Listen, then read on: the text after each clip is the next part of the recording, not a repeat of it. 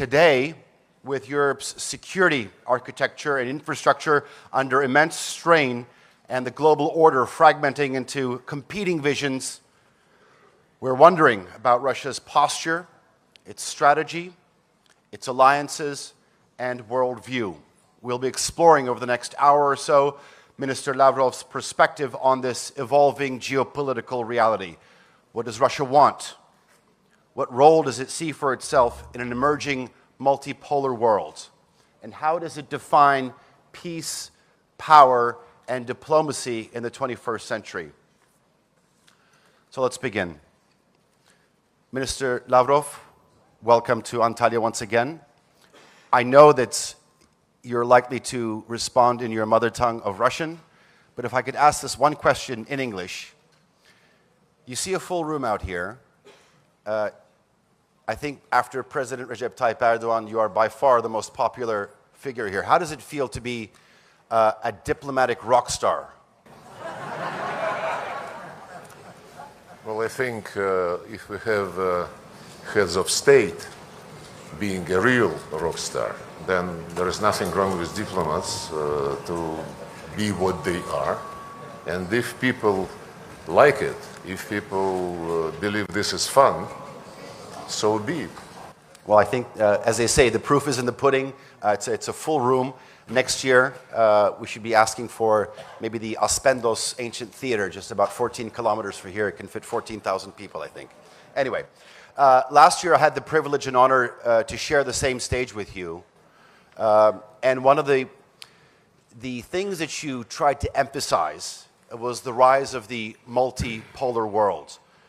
12 months on, how do you assess the current state of this transition, and how do you feel this trajectory has met your country's expectations? Well, I think the trend became even stronger. More and more countries, big countries, medium-sized countries, small countries, would like to have an equal say in the world affairs, in full conformity with the United Nations Charter, which says that the United Nations is based on sovereign equality of states. And more countries want to determine their life themselves, to have fair treatment, to have fair competition in economy, trade, in other areas, just in line with the principles of globalization, which were promoted by our Western friends, especially by the United States, for so many decades. And when everybody became persuaded, the globalization stopped, and what we observe is fragmentation of the world economy. This is the time of uncertainty, I would say. Nobody knows how the situation with world trade and investment is going to end. Well, there would be no end. How it is going to evolve, I would say, because there would be new twists in this situation. But generally speaking, about multipolarity, it is gaining ground, no doubt about this. Not only big countries like China, India, Brazil, Türkiye, Indonesia, Egypt, South Africa, many others.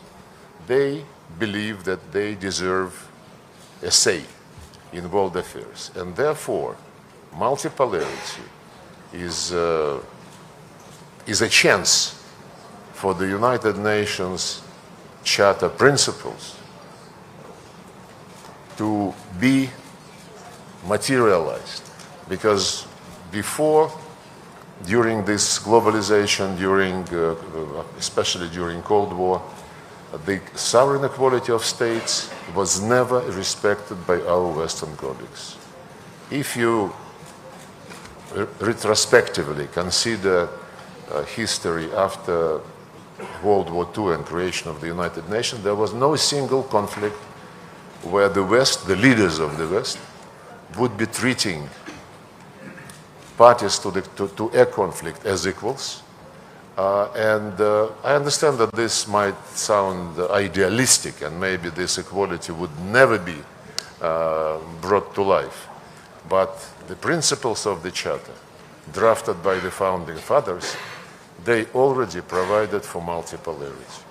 Just like they provided for respect for human rights, respect for the right of nations to determine their fate themselves, and this is also on the rise. Manifestations are plentiful, and it is very important to underline that in our vision of multipolarity, as we promote this concept with our partners in Shanghai Cooperation Organization, in BRICS, in Eurasian Economic Union, the concept of multipolarity does not exclude the West. It embraces everybody, just like the Charter instructed us. I see no reason why China and the US shouldn't have good relations, why Russia and the US shouldn't have good relations, why everybody shouldn't be treated with respect and with understanding of national interests. I had some contacts with the members of the Washington administration, and I liked the message which they were carrying. I'm not quoting, but in essence, the message was that the foreign policy of the United States is based on national interests of the United States. At the same time, the United States recognizes that other countries also have their national interests. And those interests would never coincide fully, maybe even half of these interests would not be similar. But when the interests, especially the interests of big countries, coincide, it is essential for them to find ways to materialize them into mutually beneficial economic, logistical, and other projects. While when these interests contradict each other, it is the responsibility and duty of countries, especially if we speak about big powers, not to allow these differences to degenerate into confrontation, especially the hot confrontation. And this is something which we absolutely support. We have been acting the same way throughout our history. And the last element of this multipolarity, in our common region, the security issues after World War II have been addressed from the Euro-Atlantic logic. The NATO, of course, EU was European per se, but lately the European Union signed a deal, a treaty with NATO, treaty on agreement, I don't know, but European Union is now part of Euro-Atlantic policies, no doubt about it, including the provision of its territory for NATO plans to move eastward, southward, I don't know where. OSCE was created as an obviously Euro-Atlantic creature, and all of these Euro-Atlantic constructions, I think they failed. They failed to consolidate security and stability.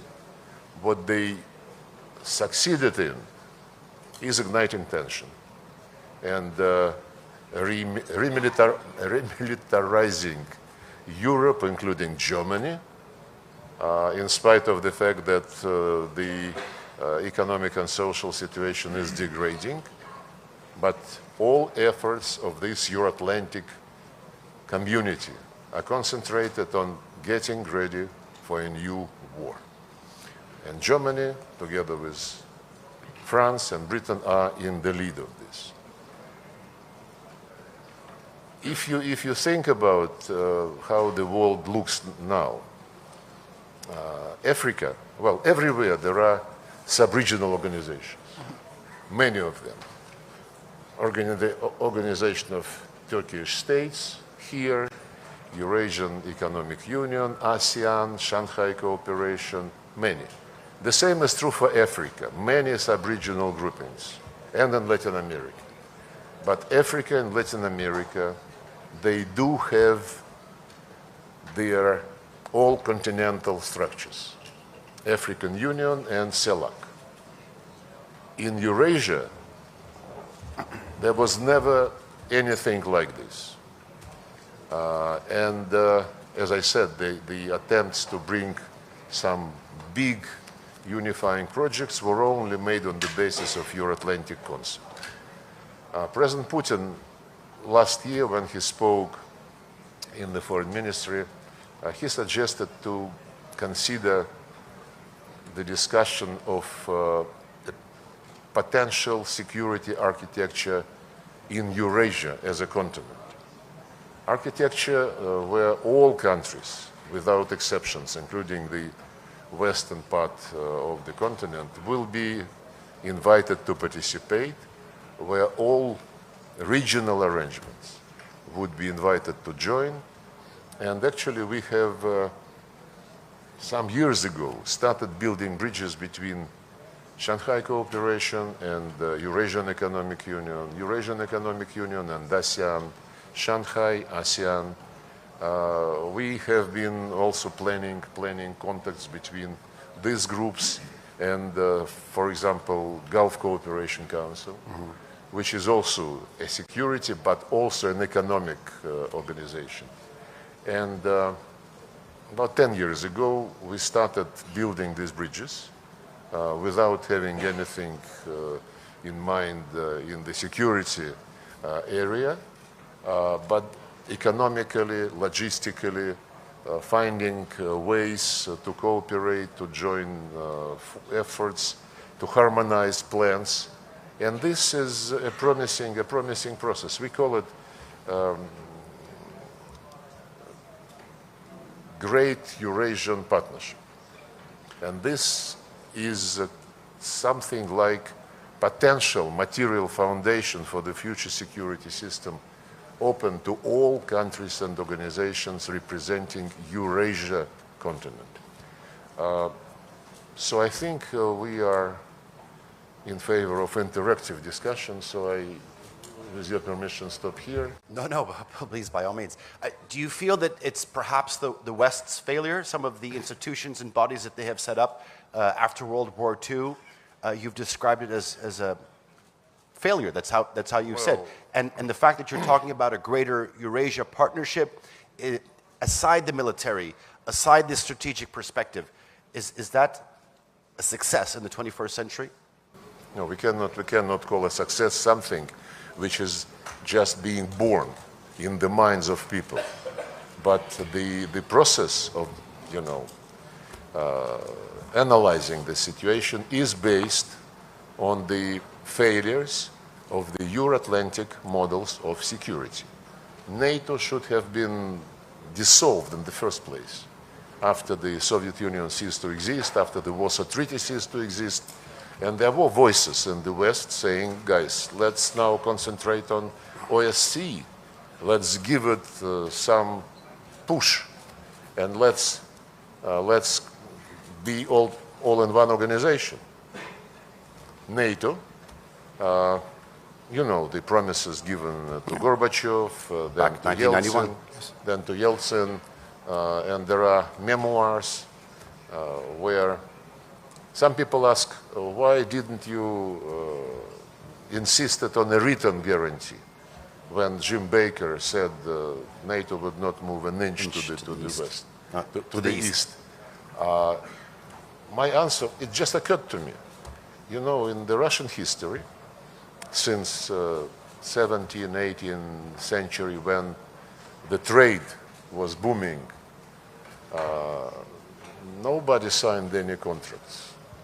They shook hands. Was a word of honor? They shook hands, the word of honor, and it was never violated. So probably those who were running NATO at the time we are discussing didn't have any relatives in the former Tsarist Empire, which is not my fault, and did not inherit those traditions.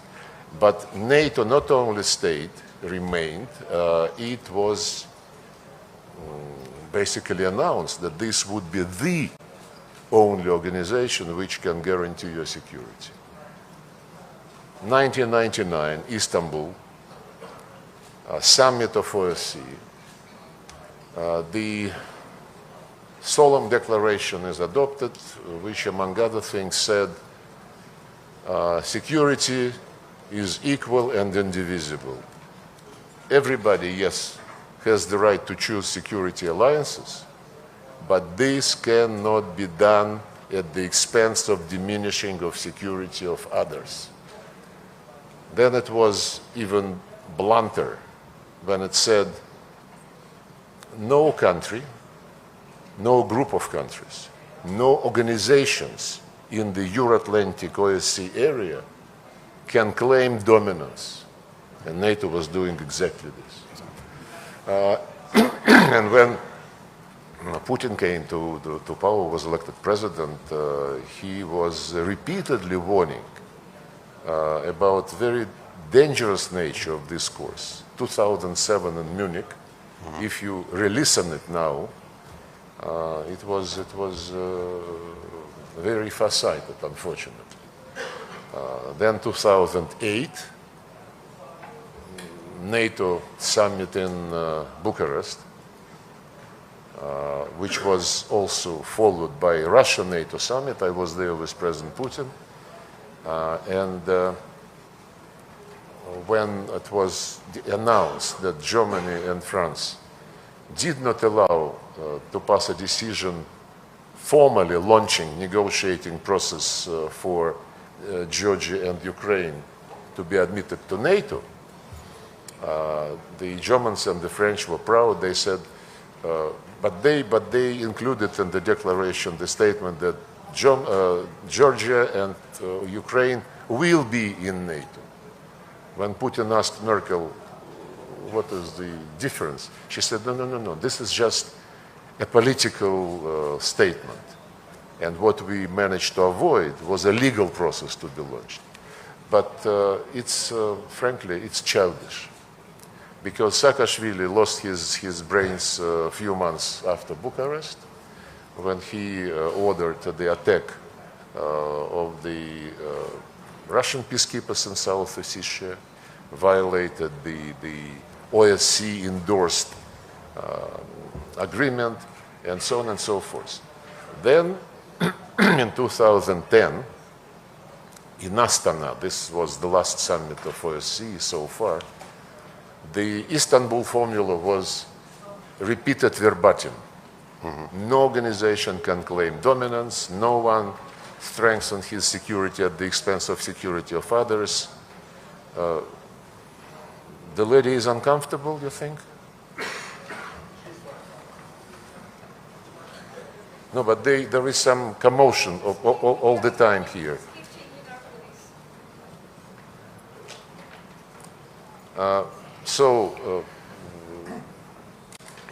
And then when this NATO expansion continued and when it was clear that these principles promulgated in OSCE about equal and indivisible security, that they were not being implemented, then we suggested to have the same language and codify it in a legally binding agreement.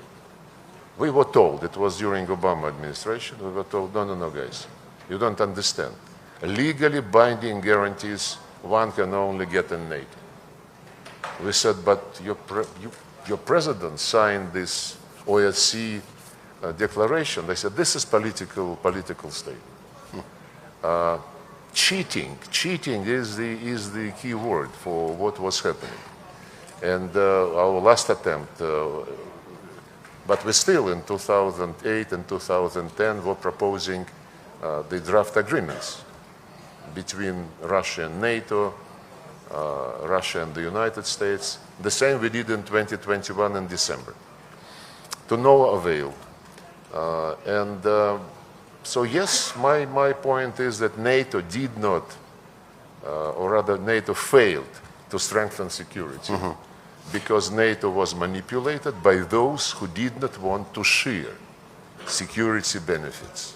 And they wanted to leave all the benefits for themselves, for others to listen and get instructions. OSCE, another Euro-Atlantic creature, has failed a few years ago when the basic principle of consensus was grossly violated by the people who replaced each other at the position of the chair in office, at the Secretary General position, all the institutions, national minorities, freedom of media, what else? You see, I even forget about some institutions, which means that OSCE is not on anybody's mind anymore. Yes, they failed. We are not suggesting, to have another closed club. All continents have their own continental roofs, if you wish. Not in Eurasia. And Eurasia is the biggest, the richest, I would say. Well, Africa is also very rich, but it is not yet opening up this potential. And if you speak from civilizational point of view, the number of great civilizations Coming from that area? coming from Eurasia, including this one, and including China, including Persia, India. Russia is younger, but you would forgive me if I also say that it's a great one. Indeed. Minister Lavrov, you've stated here would you like some water, sir? Is that what you're looking for? Okay. NATO's desire for eastward expansion is the root problem, and then you went on to say that the OSCE is another chapter in this cheating. Do you feel that there is a viable path? I'm not saying return, a viable path to cooperative security on the European continent? Cooperative security is one of the terms used in NATO, in European Union, in OSCE. It all depends. Frankly, we are just at the beginning of the process. We don't want to rush things.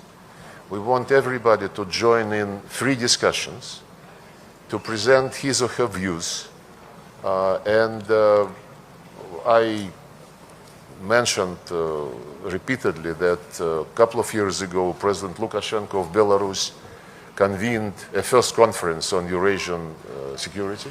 Mm-hmm. The second one was last fall. I participated in both. And the third, it is an annual feature. Invited to this conference were not only like-minded countries, but also members of NATO and European Union, some other Europeans like Serbia, Hungary, of course, participated in both of them, Slovakia, and the list of invitees would be growing. It is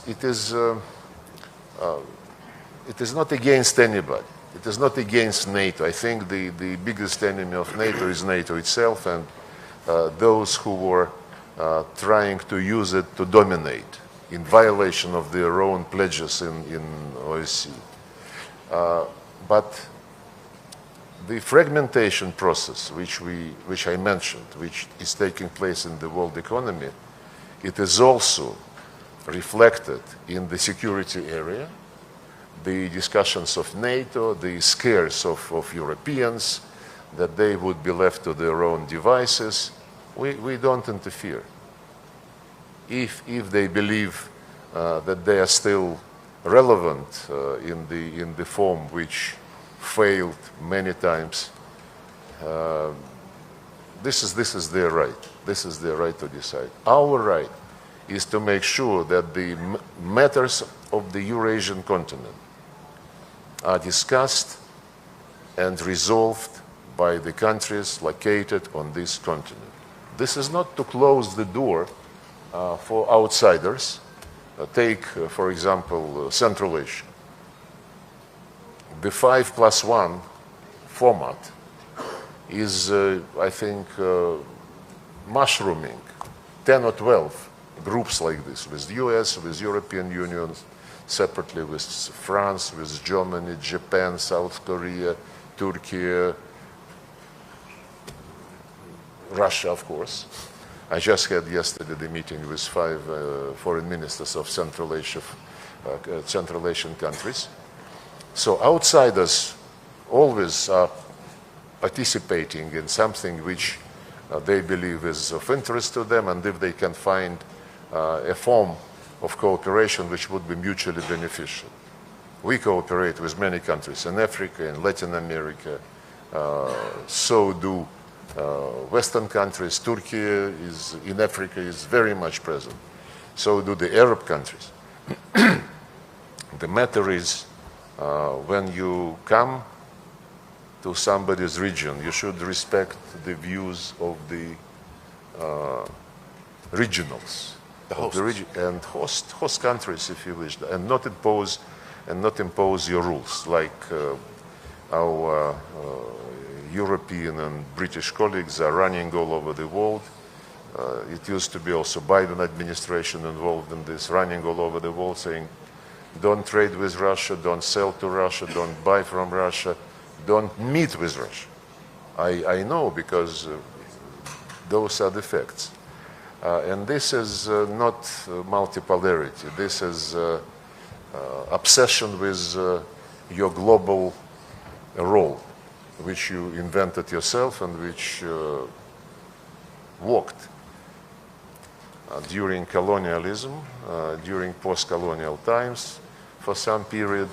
But now there is a second awakening of the Global South. After the decolonization process, the Global South was happy, freedom, but now they understand that the global economy was crafted the way which left them with peanuts from the use of the natural resources which they inherited from God and history.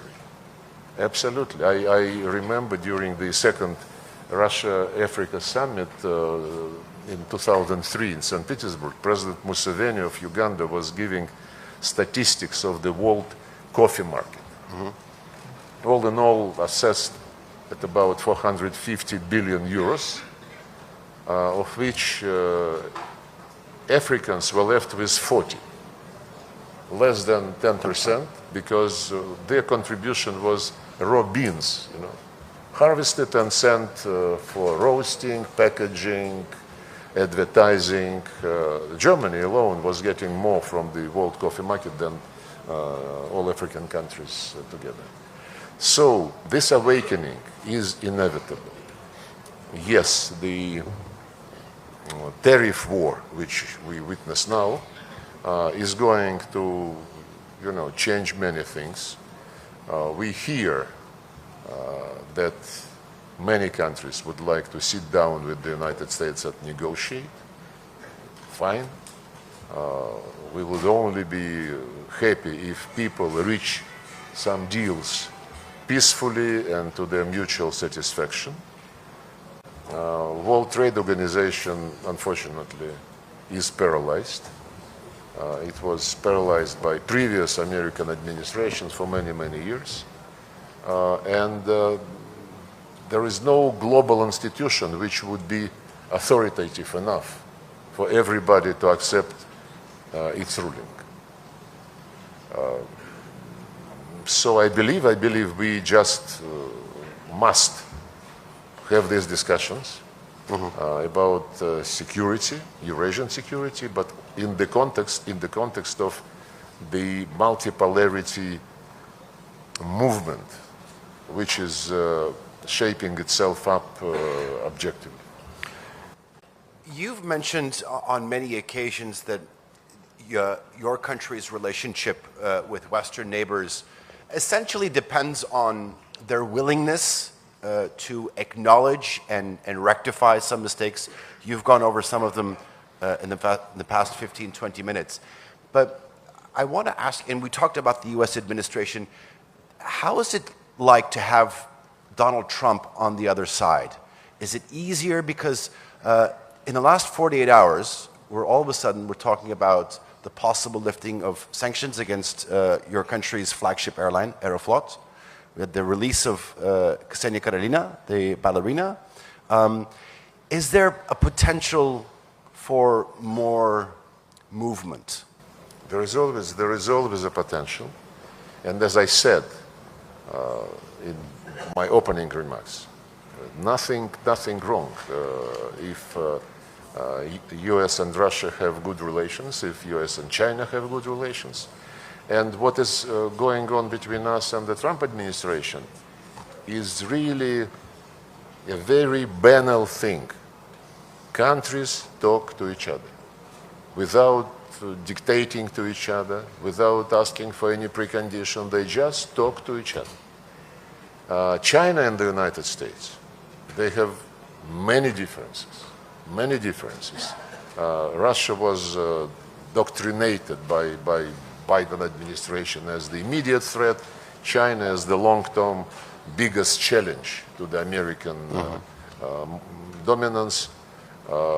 So competition in the world of economy, you see what kind of forms it acquires. And Taiwan, the situation in the Strait of Taiwan, the situation in South China Sea, who is going to have more influence with countries of East, South Asia, and they exchange statements, China and the United States, which are not very pleasant to each other, including on Taiwan. When the West, headed by the United States and other Western countries, they say we recognize, we follow one China policy, but they immediately add, but don't even think of touching the status quo. And what is status quo? It is not. It is not one China policy. And from time to time, we hear from Washington the threats to Beijing. Don't even think of using force. This would be catastrophic. So they exchange niceties publicly, but they never stopped talking to each other at the level of foreign ministers, ministers of defense, national security advisors, and presidents. Somehow Biden administration decided that with Russia it should be different. Russia must learn a lesson, and this lesson, this punishment, would be in the form of isolation. Stupid, to put it very politely, and not talking to each other. So Trump, what Trump is suggested is come back to normalcy, to stop this idiotic posture, which was, I think, not, which was a disgrace for the American role in the world affairs. Let me put it this way. Yes, we discuss bilateral relations, starting with the normalization of the work, of the conditions in which our embassies work. Obama administration started throwing out diplomats. He stole 5 pieces of diplomatic property, which are still under arrest.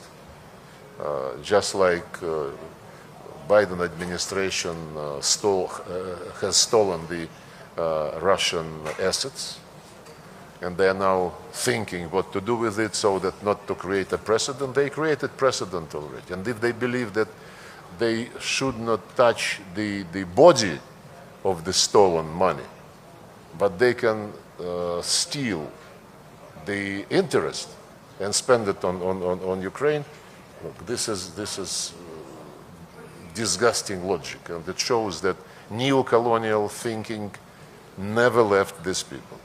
But the embassy activities, issuing visas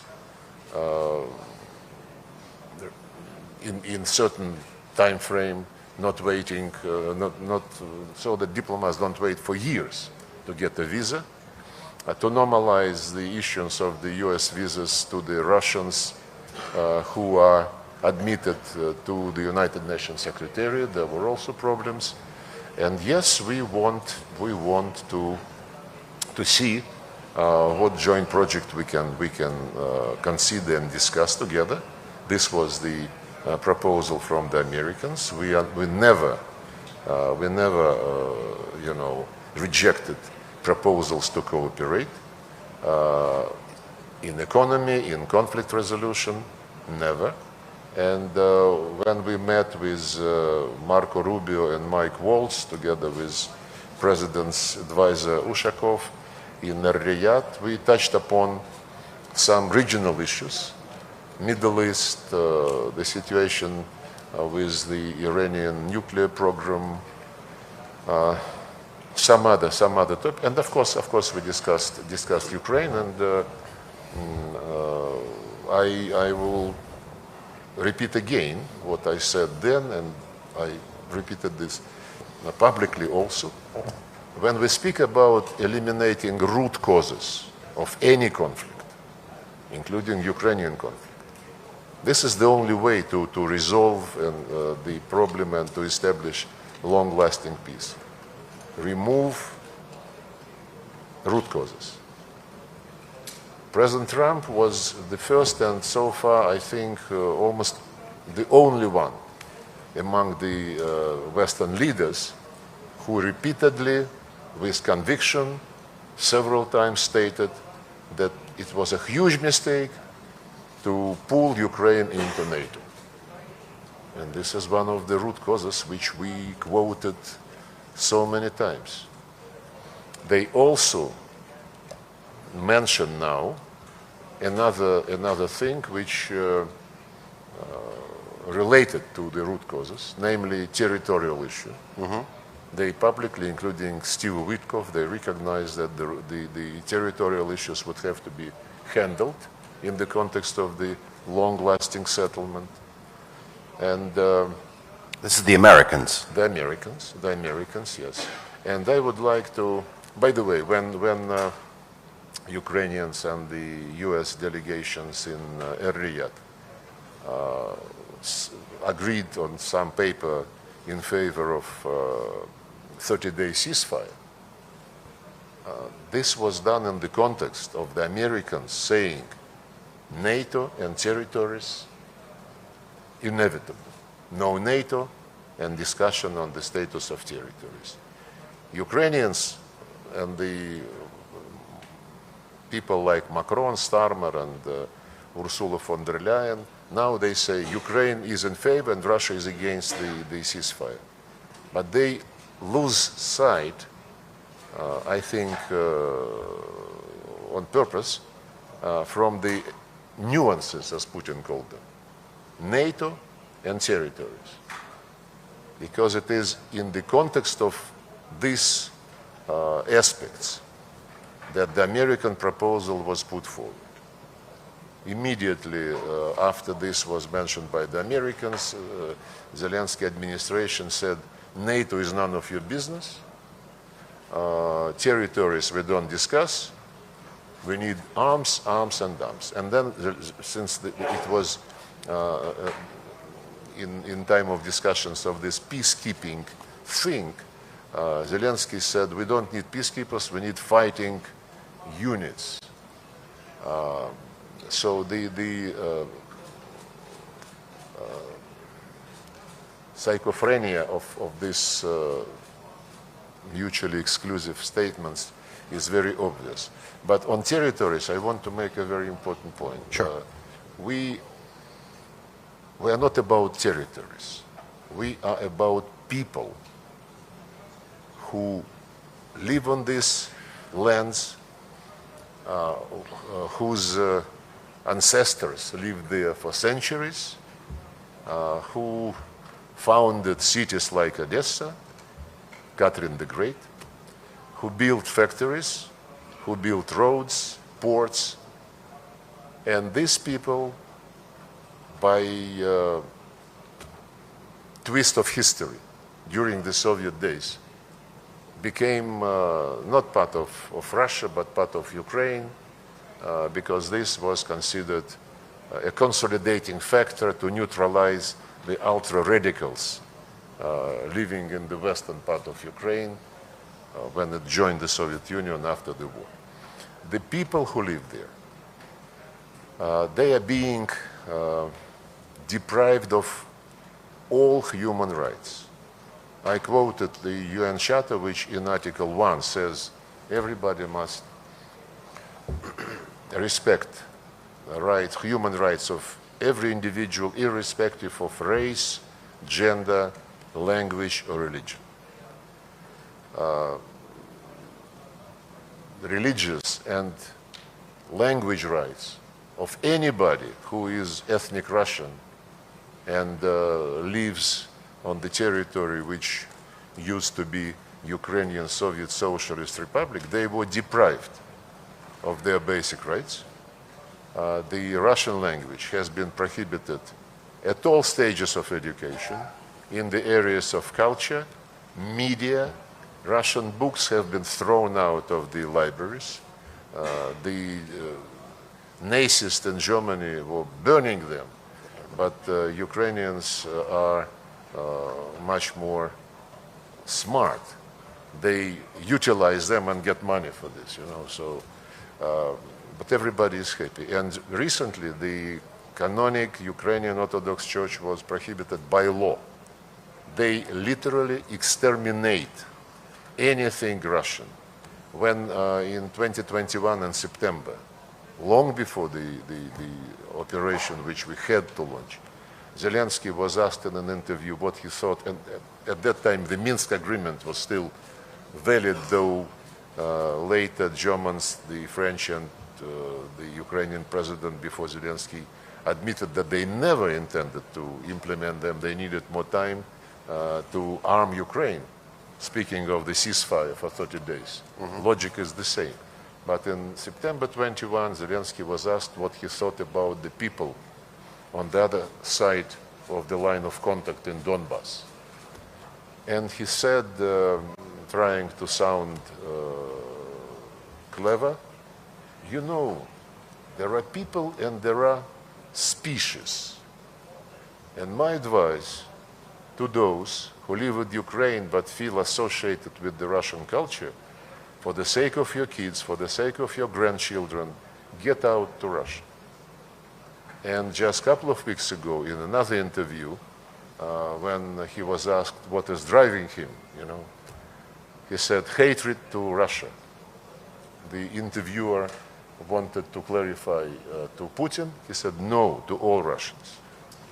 And this is said by the person who, during his artistic days, was defending the right of Ukrainians to speak Russian. And he said, get lost. Don't even think about touching the Russian language. It's our history.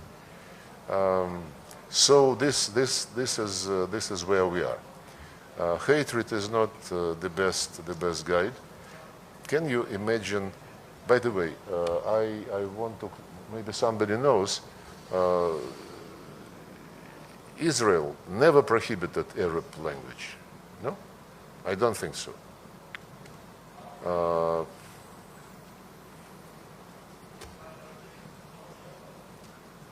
So I think Ukraine is the only country on earth which is multinational and the language of one huge ethnic group is prohibited. So make, and if you read and listen to what the West is saying, EU, NATO, especially EU, human rights is on top of everything. When they discuss Venezuela, Russia, Serbia, Türkiye, human rights, they never forget about human rights. Check what they're saying on the situation in Ukraine. They say Zelensky and his team defend European values. If your value is exterminating the language of those who founded the country, if your value is to glorify Nazis and their collaborators, who were convicted by the Nuremberg Tribunal, to whom you put monuments, whose birthdays you celebrate as national holiday, while ruining, toppling the monuments to those who saved Europe from Nazism, toppling the monument in Odessa, which I mentioned already, to Catherine the Great, who founded that city. By the way, soon after this monument to Catherine the Great, the Empress was toppled, UNESCO granted the Odessa central region where the monument was located the status of the World Heritage. It's such a shame to the lady who happens to be French and happens, I think, by default to become Director General of this respected organization. Minister Lavrov, all right, so you eliminate the root cause, and you talked about territory. I was just in a session talking about the European security structure, and on there was the Ukrainian foreign minister, and he says, when it comes to territory, I hear your concept, your idea, your position on territory, but they're not going to accept anything less than the 1991 borders. It's not about them accepting it. It's about making 100% certain that the people who have been living there for centuries are not deprived of their inherent right. And if Ukrainian Nazist regime, I cannot describe it otherwise, enjoys the cover from the European Union, which, as I just mentioned, never dropped a word about the situation with human rights in Ukraine, then this is not our problem. Okay. We listen to those people who voted at referendum to join Russia to restore all their rights, which belong to them by international law and by history, by justice. Okay. You have stated on numerous occasions that it is a hostile act to even entertain the idea of foreign peacekeepers. Would, under any circumstance, the Russian Federation think about neutral peacekeepers in the territory? The biggest advocates of something like stability force, sustainability force, are Macron and Starmer. And they are not thinking about any neutral force. They say Macron and Starmer would be the countries who would provide the most of the contingent. They talk, by the way, to countries outside European Union, including Türkiye. They talk, according to the rumors, they said that they are talking to China, which is a lie. India, Indonesia, they mention. My question is, first, President Trump, who, as I mentioned already, seems to understand much, much, much more about what is going on than any European leader, except I would highlight Hungary and Slovakia. These leaders are quite thoughtful, but it was President Trump who said first many things on NATO, on territories, and he said that when asked about this idea of a contingent, a force, a group, whatever you call it, there should be some discussion between the parties. They say, I think Macron said, no discussion with Russians, Ukraine is a sovereign country, it has the right to invite anybody. And they are inviting us. In brackets, I would repeat what Zelensky said. We don't need peacekeepers, we need fighting units. So make your own conclusion. But Kit Kellogg, by the way, yesterday said that why don't we divide Ukraine like we divided Berlin after World War II? Then he said he was misunderstood, misspoken. but everybody is missing the key point.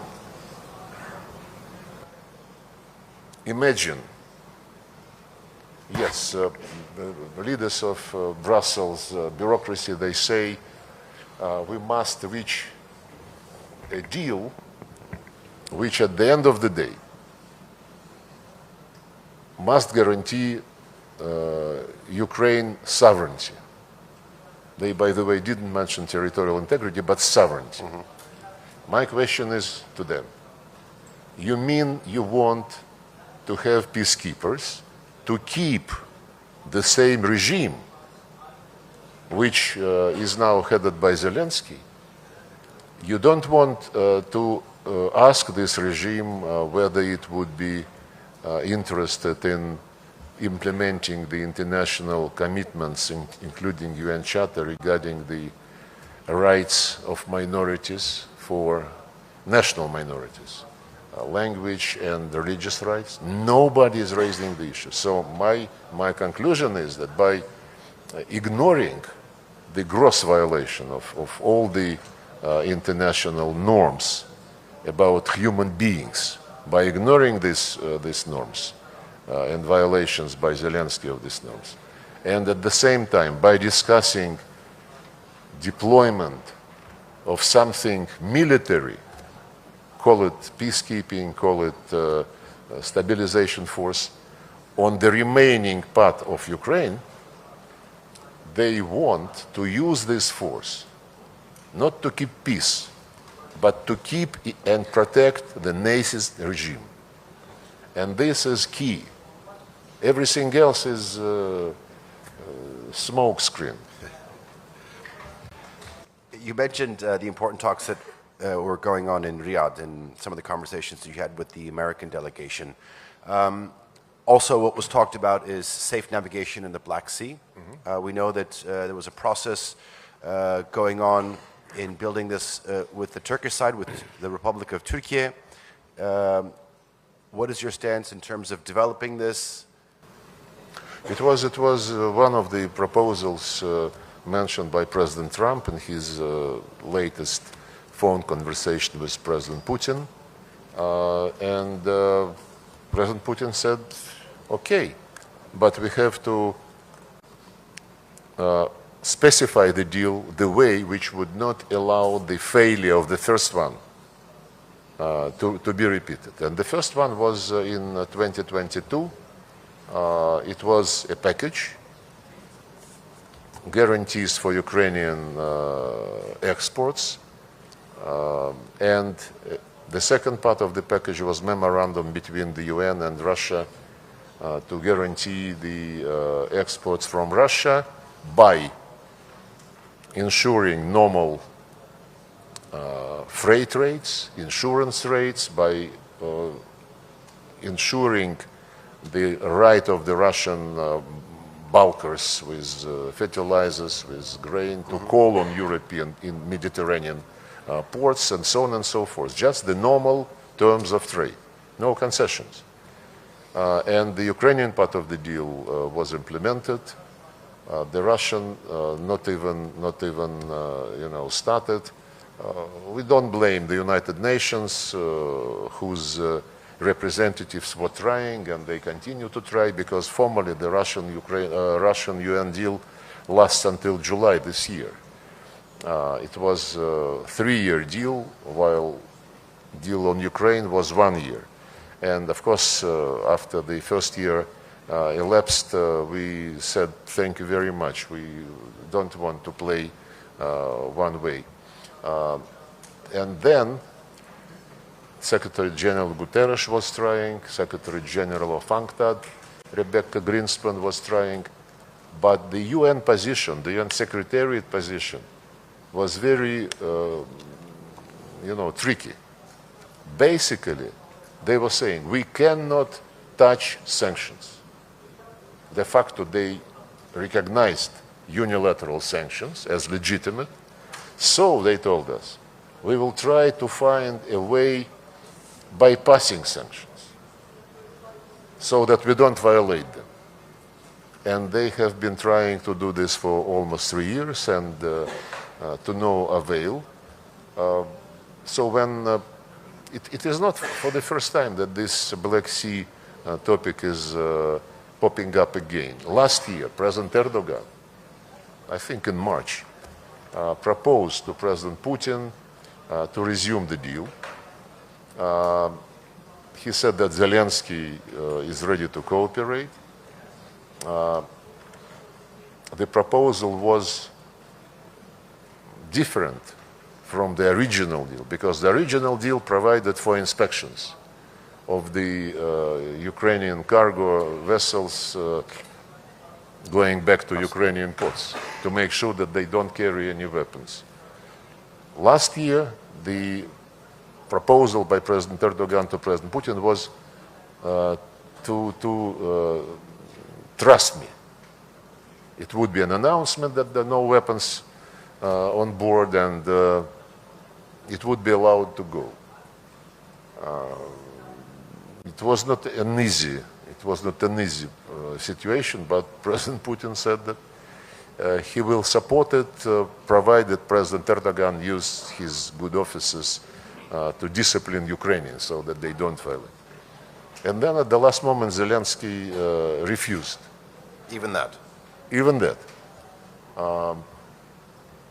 Actually, he first added, President Erdogan called President Putin and said Zelensky also wants to add commitment not to attack nuclear power stations. Putin said, okay, it has nothing to do with Black Sea traffic, but okay. And then when he agreed to this addition, Zelensky refused. So we are coming again and again to this situation. In the meantime, Ukrainians, frankly speaking, I don't think they complain about difficulties for their grain being exported. They send a lot on dumping prices to European Union. European Union is not happy, and instead of doing something about this situation for the sake of their citizens, Brussels people threaten to stop importing any grain from Russia. They're very specific leaders. They say that Kaja Kallas, Annalena Baerbock, they were saying yes when criticized by the people who saying we live worse than before. Yes, we understand, but our electorate should suffer for the sake of Ukraine.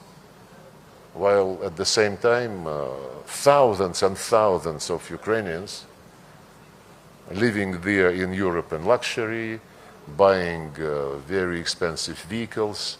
But this is what European elite calls European values, which they defend in the person of Zelensky regime. So this time when President Trump suggested another Black Sea deal, Putin said, yeah, we are ready, but we need to draw lessons from the past. And let's make sure before we launch it, let's resolve the things on freight, insurance, calling on the ports. The Americans took this and they are considering, they didn't come back to us after this. Another initiative of President Trump was 30-day moratorium, not a total ceasefire, but 30-day moratorium on attacking energy infrastructure. During this phone conversation, President Putin immediately agreed, and he gave orders to the Chief of General Staff to stop attacking Ukrainian energy infrastructure, even infrastructure related to the military. At that moment, 7 drones, Russian drones, were airborne. And Putin gave order to shut them down, which was done. Since then, we have been keeping the word, and Ukrainians have been attacking us from the very beginning, every passing day, maybe with 2 or 3 exceptions. And I gave to our colleagues from Türkiye, to Minister Fidan, what we give to Americans, to UN, to OSCE, the list of facts, listing the attacks by Ukraine during the last 3 weeks against Russian energy infrastructure. I understand he hates all Russians, so he gives orders. Either he gives orders and they are not taken, or he is lying that he is giving these orders. It's a tragedy. It's a tragedy, and has there been any direct or indirect contact by the Ukrainian side here in Antalya? not to my knowledge. I came here to work.